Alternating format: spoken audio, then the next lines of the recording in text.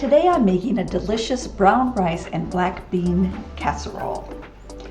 This is so easy. It starts with 2 cups of cooked brown rice, a can of black beans that have been rinsed and drained, some shredded cheese. I use cheddar jack or forced cheese Mexican, plus your favorite salsa, and also some seasonings. I use taco seasoning, some salt, and some cumin.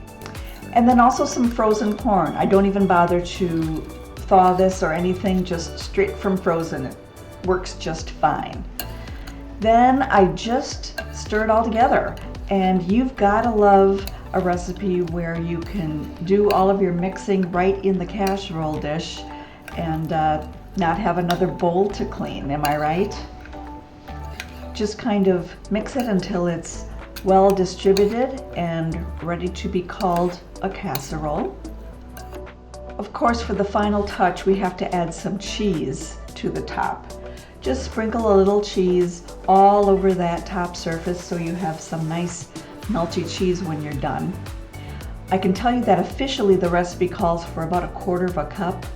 It's entirely possible that I do add a little bit more than that, but you do you, however much you like to have as a cheese layer, essentially, on your casserole. Once you have enough cheese, you cover this and we'll bake it for 30 to 40 minutes at 350 degrees.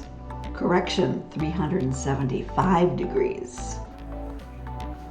And at the end of that baking time, uncover it and you can see you have deliciously melty cheese, and this is looking all scoopable and ready to serve.